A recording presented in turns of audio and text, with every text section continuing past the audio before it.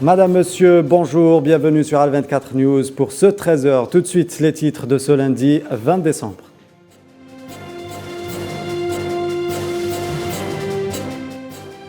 Les Verts accueillis en héros. L'équipe nationale algérienne championne de la Coupe arabe FIFA 2021 est arrivée dimanche soir à Alger. Elle a été accueillie aujourd'hui par le président de la République, Abdelmadjid Tebboune.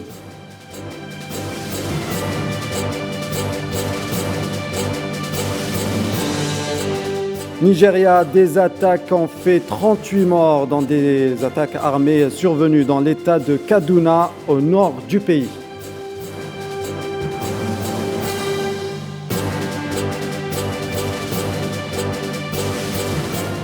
Chili, à 35 ans, Gabriel Boric devient le président du pays. Une victoire historique pour le candidat de gauche.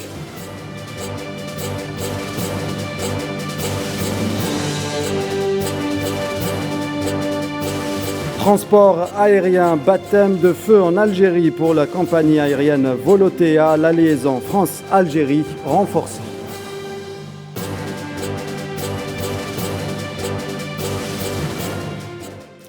Et l'équipe nationale algérienne championne de la Coupe arabe FIFA 2021 est arrivée dimanche soir à Alger en provenance de Doha, capitale du Qatar, pays organisateur de cette édition 2021. Le président Tebboune n'a pas manqué de recevoir les footballeurs algériens un par un aujourd'hui.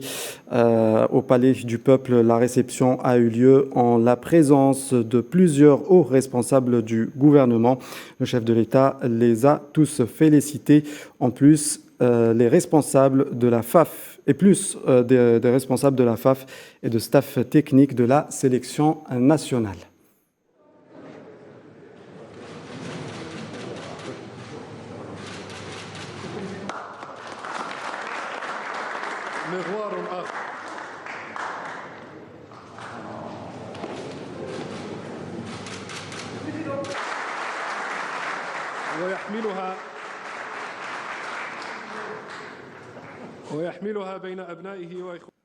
Et l'équipe nationale et l'ensemble de son staff ont été accueillis sur le tarmac de l'aéroport international Houari Boumediene hier par le ministre des Finances, Ayman Ben Abdelrahman, qui était accompagné par plusieurs membres de son gouvernement, outre le conseiller du président de la République, Abdelhafid Allaham.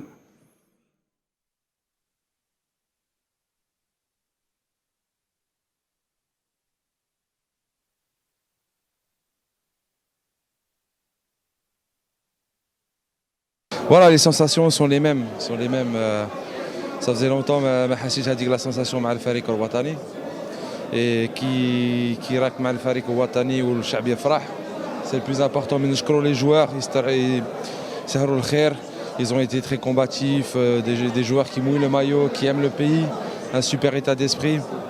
الحمد لله وين شعور كبير، راني فرحان بزاف خاصة من فرحنا الشعب تاعنا والجزائر كاع فرحت.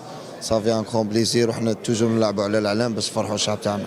ما نقدرش نوصف لك سوا لازم تكون في بلاصتي باسكو كي تشوف الناس برا لي فامي تشوف ما على باليش الجيري كامله ديفيلي هذاك هو تما الصح بالنسبه لينا حنا. رانا من الشعب والشعب راه منا الحمد لله يا ربي. بيان سير كان عندنا ضغط وهذا الشعب ثاني يستاهل كل تورنوا ولا شاك كوب دافريك ولا كوب ديمون ان شاء الله نفرحوا هذا الشعب ان شاء الله. شعور مختلف على التتويجات اللي توجت بهم مع النوادي، لكن بالنسبه لي يعتبر اهم تتويج لي في حياتي في كارير تاعي بالك. الحمد لله نهديو هذا اللقب للانصار تاعنا الجماهير الجزائريه كامل، وان شاء الله مازال الخير قدام. ملي جيت المنتخب الوطني هذا لوبجيكتيف تاعنا نلعبوا على البلاد او نلعبوا على نفرحوا الشعب تاعنا. الحمد لله انسان كي يكون يخدم بنيته مع المجموعه صغار يشتغلوا يخدموا كمجموعه واحده مع المدرب. Et juste après la réception officielle, l'équipe nationale et l'ensemble de son staff se sont dirigés vers le bus impérial pour aller à la rencontre des supporters qui les attendaient tout au long de la route qui mène de l'aéroport vers Alger Centre. Ils étaient des milliers à attendre ce moment. Je vous laisse apprécier ces images.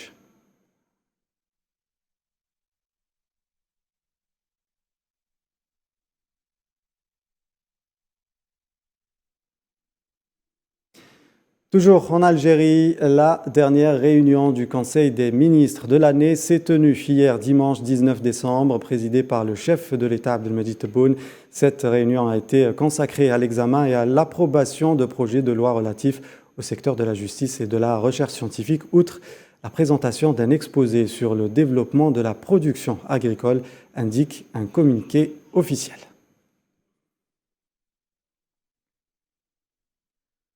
2020, c'est le nombre de dénonciations et signalements relatifs aux atteintes aux droits de l'enfant enregistrés en 2021 en Algérie. Afin de renforcer les mécanismes déjà établis, l'organe national de protection et de promotion de l'enfance, en coordination avec l'UNICEF, a lancé une plateforme numérique au profit du réseau de la société civile pour la promotion et la protection des droits de l'enfant. Neila Hamoud. Maltraitance, violence, exploitation à des fins économiques ou dans la mendicité, entre autres sévices dont sont victimes certains enfants. Pas moins de 2020 signalements ont été reçus depuis le début de l'année via le numéro vert 1111. Nous avons enregistré 2020 signalements aux atteintes des droits de l'enfant depuis janvier. Quand la majorité est concernée par des mauvais traitements, la mendicité des enfants, la négligence familiale et l'exploitation économique. Ces appels quotidiens émanant des citoyens, des associations, parfois même des enfants. Pour renforcer ces mécanismes, une plateforme a été lancée. Elle propose un échange d'expériences et d'informations avec l'Organisation nationale de la protection et de la promotion de l'enfance. L'implication de toutes les franges de la société est primordiale. Le lancement de cette plateforme numérique prouve notre volonté et notre détermination. Ce réseautage sera instantané et en continu, comportera toutes les activités mutuelles entre l'organe national à la promotion et à la protection de l'enfance et la société civile. Parmi les derniers développements de cette plateforme, les notifications de dangers contre les enfants.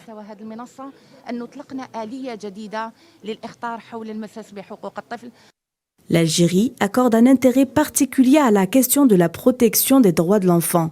Au-delà des nombreux acquis au niveau législatif et constitutionnel, les autorités tentent d'améliorer la lutte contre la maltraitance des enfants sur le terrain. Et dans le reste de l'actualité internationale, au Nigeria, 38 personnes ont été tuées dans des attaques armées survenues dans l'État de Kaduna, dans le nord du pays. Le commissaire de l'État de Kaduna à la sécurité intérieure, Samuel Arwan, a annoncé dans un communiqué que des hommes armés avaient mené des attaques contre des villages dans la région de Jiwa. Il a précisé que les assaillants avaient mis le feu à plusieurs maisons et que des forces de sécurité avaient été dépêchées dans la région.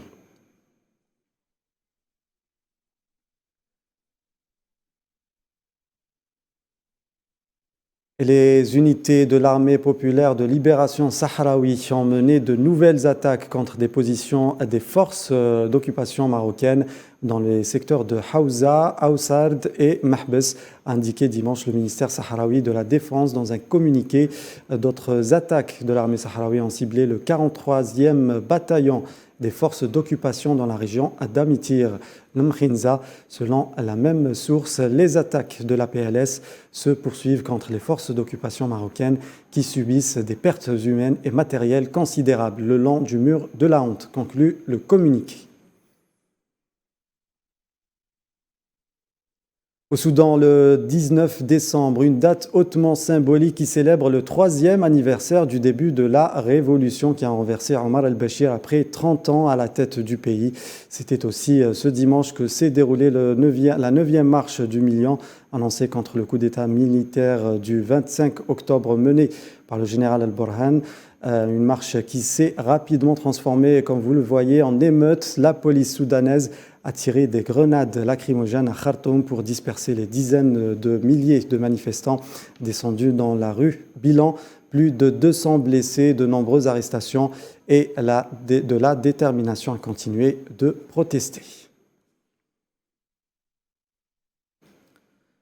Depuis l'intervention militaire en Libye, conduite notamment par la France et le Royaume-Uni, le pays est pris en étau. Plongés dans un chaos total, le pétrole, l'eau, la migration et le terrorisme sont en partie des questions qui cristallisent cette crise dont les conséquences sont nord-africaines, sahéliennes et même méditerranéennes. Tinina Makassi.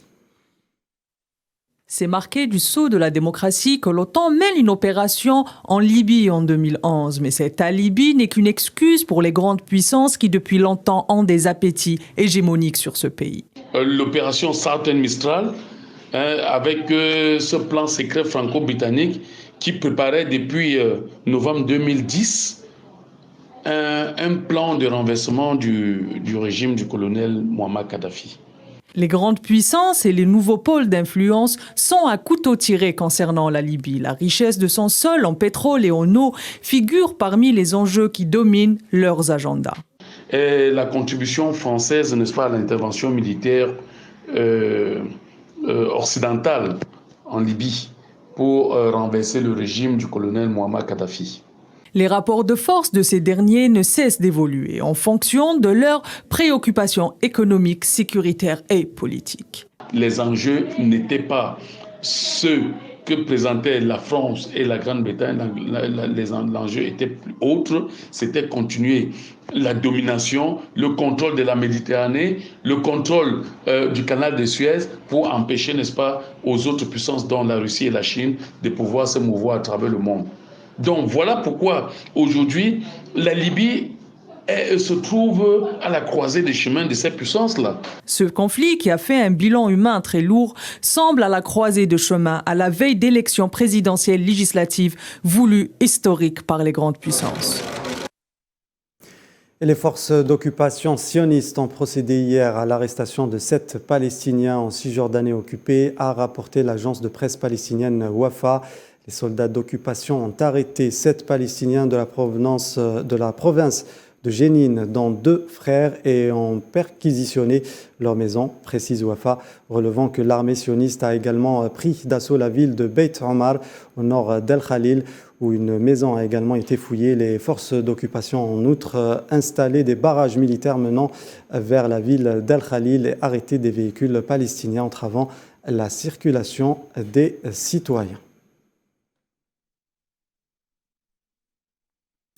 Le secrétaire général de l'ONU, Antonio Guterres, en visite d'État au Liban depuis hier, a exhorté les dirigeants libanais à travailler ensemble pour résoudre les crises actuelles dans le pays, tout en appelant la communauté internationale à renforcer son soutien au Liban.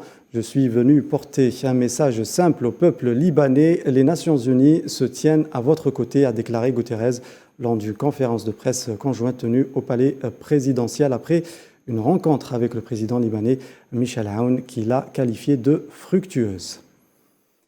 Et puis, au Royaume-Uni, c'est Liz Truss, la ministre britannique des Affaires étrangères, qui a été désignée pour reprendre le dossier post-Brexit après la démission surprise du secrétaire d'État chargé du Brexit, David Frost, en termes d'une semaine particulièrement éprouvante pour Boris Johnson. Chef de la diplomatie britannique depuis septembre, Liz Truss, 46 ans, mènera les négociations avec l'Union européenne sur le protocole controversé qui régit les dispositions douanières spécifiques en Irlande du Nord, selon un communiqué des services du Premier ministre britannique. Lors de son premier déplacement à l'étranger, la nouvelle ministre de la Défense allemande, Christine Lambrecht, s'est adressée à la Russie, alors que la situation est toujours très tendue entre Moscou et les Occidentaux à propos de l'Ukraine. La Russie ne peut pas imposer ses vues à l'OTAN sur la sécurité régionale, a déclaré la ministre dimanche. Nous devons résoudre cette situation tendue dans laquelle nous sommes actuellement, à la fois diplomatiquement et avec une dissuasion crédible, a-t-elle déclaré aux journalistes sur la base militaire de Roukla, en Lituanie. En Pologne, l'adoption par le Parlement il y a 3 jours d'une loi interdisant aux investisseurs non européens de posséder une part majoritaire d'un média a créé des tensions. Des milliers de Polonais se sont rassemblés dans la capitale et dans plus d'une centaine de villes, a à travers le pays pour manifester contre cette loi qui menace, selon eux, la liberté d'expression et de la presse. Pour les opposants à cette loi, le but du gouvernement conservateur est de museler la principale chaîne de télévision privée TVN 24, propriété du groupe American Discovery, que les autorités jugent trop hostile à leur égard. De son côté, le gouvernement polonais défend sa loi en arguant qu'elle protégera le paysage médiatique polonais contre des acteurs potentiellement hostiles.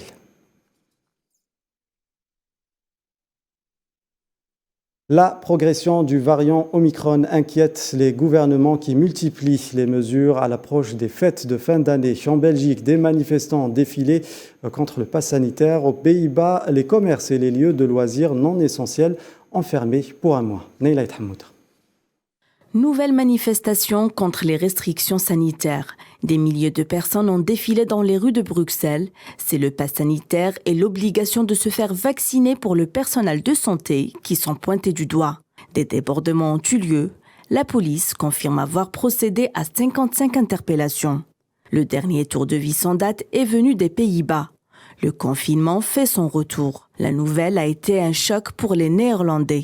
Tous les magasins non essentiels, restaurants, bars, cinémas, musées et théâtres ferment leurs portes jusqu'au 14 janvier.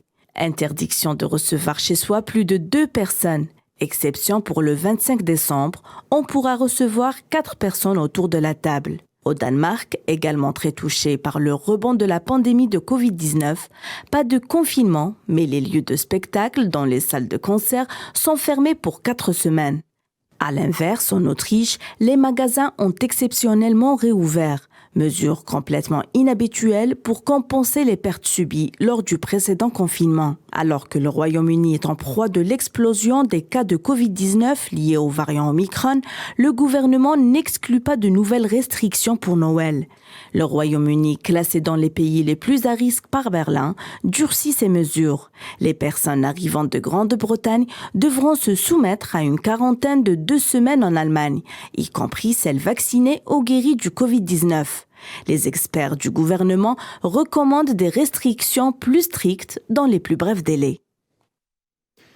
Et alors que la mesure est déjà appliquée en Allemagne et en Italie, la France pense sérieusement à étendre le pass sanitaire à toutes les entreprises. Le ministre de la Santé, Olivier Véran, ne s'est pas dit opposé à l'idée d'un pass sanitaire pour aller travailler. Cette idée devrait être débattue par les députés début janvier, tout comme le pass vaccinal pour accéder au transport. La ministre française du Travail, Elisabeth Borne, doit débattre de cette possibilité de pass sanitaire au travail ce lundi avec les partenaires sociaux. Ce projet de pass pourrait ensuite être présenté au Conseil des ministres dès le 5 janvier. Au lendemain de l'annonce par le gouvernement taliban de la reprise de la délivrance des passeports, c'est la ruée sur les bureaux de passeports à Kaboul où des centaines d'Afghans se sont rassemblés. Pour la plupart, l'attente a commencé dans la nuit au petit matin. Ils attendaient patiemment, certains en quête d'un traitement médical impossible à obtenir en Afghanistan, d'autres désireux de fuir à tout prix le pays.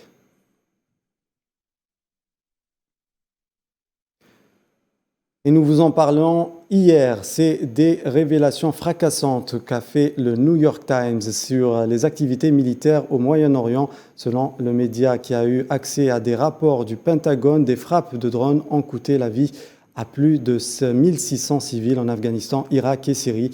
Retour en détail cette fois-ci sur cette enquête avec Tinin El-Makassi. Dans une enquête publiée samedi 18 décembre, le quotidien américain New York Times fait des révélations embarrassantes sur les activités militaires américaines au Moyen-Orient, particulièrement en Afghanistan, Irak et en Syrie. Le média, qui affirme avoir accès à des documents officiels dans le cadre de la loi sur la transparence des administrations, a obtenu quelques 1300 rapports du Pentagone sur les frappes ayant fait des victimes civiles.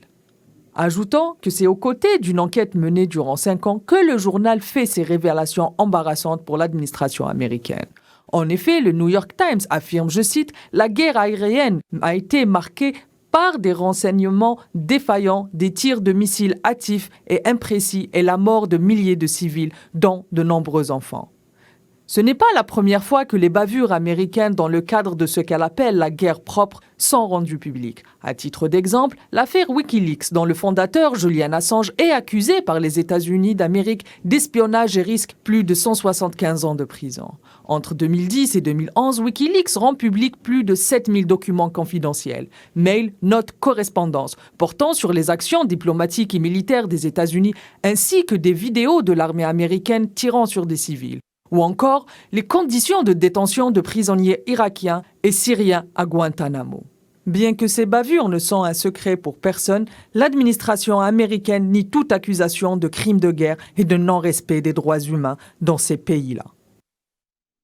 Au Chili, Gabriel Boric est le nouveau président du pays. Victoire historique du candidat de gauche à la tête d'une vaste alliance allant du Parti communiste au centre-gauche. L'ex-député et ancien leader étudiant de 35 ans a remporté l'élection présidentielle avec 56% des voix contre le candidat d'extrême droite, José Antonio Cast. Les détails avec Iman Merat. Gabriel Boric, le jeune législateur de gauche âgé de 35 ans, un candidat qui s'est fait connaître lors des manifestations antigouvernementales au Chili, a remporté dimanche 19 décembre les élections présidentielles face au candidat d'extrême droite José Antonio Cast, avec près de 56% des suffrages. Le président élu a déclaré devant une foule de plusieurs dizaines de milliers de personnes que son programme était fondé sur la justice sociale. Il n'y aura plus de droits sociaux, mais nous le ferons en restant fiscalement responsables. Ce n'est qu'avec la cohésion sociale et en nous retrouvant en partageant un objectif commun que nous pourrons avancer vers un développement véritable et soutenu pour toutes les familles chiliennes. Le président sortant Sébastien Piñera, qui, rappelons-le, a dû faire face fin 2019 à un important mouvement social, a félicité lors d'une vidéocall le nouveau chef d'État élu par le peuple chilien, qui prendra ses fonctions le 11 mars prochain. L'histoire nous a appris que lorsque nous nous divisons en guerre fratricide, les choses finissent toujours mal. Tout le Chili espère qu'il y aura un très bon gouvernement pour le Chili et les Chiliens. Après qu'Antonio Cast ait déclaré qu'il saisirait la justice en cas de défaite, ce dernier a fini par se résigner à la victoire de Gabriel Boric, le félicitant à son tour pour son écrasante victoire. Je viens de parler à Gabriel Boric et je l'ai félicité pour son grand triomphe. Il est aujourd'hui le président élu du Chili et mérite tout notre respect et notre collaboration constructive. Le Chili passe toujours en premier. À l'annonce des résultats de ce deuxième tour, une explosion de joie, les résultats accueillis par des klaxons, des chants et des drapeaux à Santiago et dans tout le pays. L'ère de Pinochet est révolue, une victoire historique qui s'inscrit dans un renouveau politique au Chili. Et la justice birmane a reporté pour lundi prochain le verdict concernant une nouvelle affaire contre Aung San Suu Kyi. L'ex-dirigeante a été condamnée début décembre pour trouble à l'ordre public et violation des règles liées à la situation sanitaire. Plus de détails avec Amin Tota. Un nouveau rebondissement dans le feuilleton judiciaire à l'encontre de l'ex-dirigeante Aung San Suu Kyi. La justice birmane a reporté l'annonce du verdict dans une nouvelle affaire pour lundi 27 décembre. Conformément à ce dernier dossier, Aung San Suu Kyi est accusée d'avoir pris possession et effectué des importations illégales et risque jusqu'à 3 années d'emprisonnement. Ces nouveaux chefs d'inculpation survient après quelques jours d'une condamnation de 4 années d'emprisonnement ferme par la même instance qui a accusé la dirigeante pour trouble à l'ordre public et violation des règles sanitaires. Une peine réduite à 2 ans en résidence surveillée dans la capitale Naypyidaw. Âgée de 76 ans, la lauréate du prix Nobel est assignée à résidence depuis le mois de février 2021, au moment où son régime a été déchu par l'institution militaire. Ce renversement est suivi d'un long processus judiciaire impliquant même des dirigeants et membres de la Ligue LND. Un enchaînement des événements politiques et judiciaires qui risquent d'écarter Aung San Suu Kyi du paysage politique birman. Et aux Philippines, le bilan s'est une nouvelle fois alourdi suite au passage du super typhon Ray. En 24 heures, le bilan a tout simplement triplé, passant de 75 morts à au moins 208 morts selon la police nationale. Au moins 239 personnes ont été blessées et 52 sont portées disparues dans les régions méridionales et centrales de l'archipel. Ajouté la police nationale, plus de 300 000 personnes en outre fuient leur domicile. La branche philippine de la Croix-Rouge a fait état d'un carnage complet au niveau des zones côtières. Transport aérien, baptême de feu en Algérie pour la compagnie aérienne Volotea. La destination Oran se renforce avec une nouvelle liaison opérée par le transporteur aérien espagnol qui est effectuée les 16 et 18 décembre dernier. Ces deux premiers vols en provenance de Marseille vers l'aéroport international d'Oran, Ahmed Ben Bella. La compagnie proposera à ses clients 2 dessertes par semaine entre les deux villes méditerranéennes tous les samedis et jeudis. À noter qu'en plus de ce vol, Volotea va inaugurer à compter du 23 décembre une deuxième liaison entre l'aéroport de Bordeaux-Mérignac et celui d'Alger-Houari-Boumediene. Et je vous propose d'écouter Jamaldine Ben Abdallah, président du Cercle de commerce et d'industrie algéro-espagnol au sujet de la coopération bilatérale dans le secteur aérien. La société Volotea vient donc enrichir un peu, on va dire, le ciel algérien, et ceci grâce à l'ouverture progressive qui est en train d'opérer l'Algérie donc en matière d'aviation civile. Et donc, elle est en train d'ouvrir son ciel à la concurrence, bien entendu. Donc, avec l'Espagne, on avait donc Iberia et Vueling qui faisaient donc des voyages vers l'Algérie et vice versa. Aujourd'hui, donc, Volotea vient donc en 3e position. C'est une bonne chose. Et l'Algérie donc est en train de faire tout un remue-ménage au niveau donc de ce secteur-là. Le voyage ou alors la destination première a été décidée, donc c'est entre Oran et Marseille. Économie, la première édition du Salon international des services à l'export a été inaugurée ce dimanche par le ministre du Commerce Kamel Rizig au Palais des Expositions à Alger, en concomitance avec la 19e édition de la Foire de la production nationale, un événement qui tend à devenir un rendez-vous incontournable pour les professionnels du secteur des services. Kherdin Batash. Rouage essentiel du commerce extérieur, les services dédiés à l'export se dévoilent à l'occasion d'un salon organisé par la SAFEX au Palais des Expositions à Alger et qui leur est entièrement exclusivement dédié. Une première en Algérie. Je souhaite qu'à travers ce salon, nous puissions créer un trait d'union entre les opérateurs économiques et les prestataires de services à l'export. De ce fait, ce salon revêt un caractère primordial, d'autant plus qu'il s'inscrit dans le cadre de la foire de la production algérienne, car ce sont là 2 thèmes désormais indissociables. Du 19 au 22 décembre, cette partie immergée de l'iceberg ne sera plus un secret pour personne. Les exportateurs algériens auront l'occasion de rencontrer 45 exposants réunis dans un même espace pour discuter de vive voix, des tenants et aboutissants du segment export. La Direction générale des douanes participe activement au salon des services liés à l'exportation en vue de fournir les explications nécessaires permettant un accompagnement réel des opérateurs économiques en vue de booster l'exportation des produits d'origine algérienne. Les informations recherchées par les opérateurs économiques sont liées principalement aux facilitations douanières accordées aux opérateurs économiques en matière de promotion des exportations hors hydrocarbures, notamment la visite sur site, etc. L'objectif de ce salon est de contribuer au développement des procédures et des techniques à l'exportation, qui ne sont pas l'apanage de tous. Les douanes, transitaires et autres compagnies de transport veillent à vulgariser les concepts et à expliquer certaines notions. Actuellement, nous sommes présents pour plus d'informations et pour informer les gens sur le rôle de l'exportation et sur le rôle de faire promouvoir le produit algérien à l'étranger. Nos concurrents de l'étranger nous veulent beaucoup de choses parce que notre produit est compétitif et à la fois un produit unique. Car l'amélioration de la compétitivité des entreprises exportatrices ne dépend pas que de la production. La maîtrise de la fiscalité, la logistique ou encore la réglementation internationale peut en soi constituer une valeur ajoutée. À noter que cet événement qui arrive à point nommé s'articule autour de la thématique générale défendue lors de la 19e édition de la foire de la production algérienne, à savoir l'amélioration du rendement de l'Algérie en matière d'exportation. Une petite virée à présent sur le web avec la Minute Web. Safwan Ben Sabri nous emmène en Allemagne, à Mayotte, mais aussi en Russie.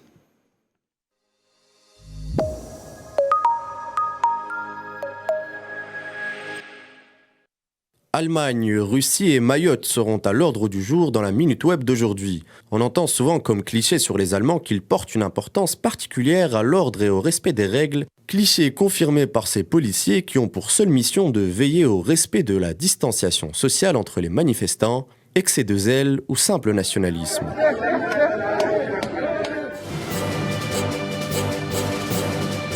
Direction Mayotte où Marine Le Pen n'en a pas fini avec sa campagne de dédiabolisation, c'est avec quelques pas de danse qu'elle a choisi d'adoucir son image, aux spectateurs d'en juger l'efficacité.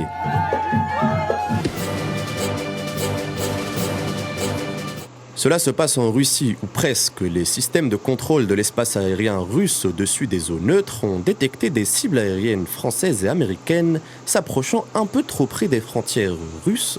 Les cibles ont gentiment été escortées plus loin avec les salutations de Moscou.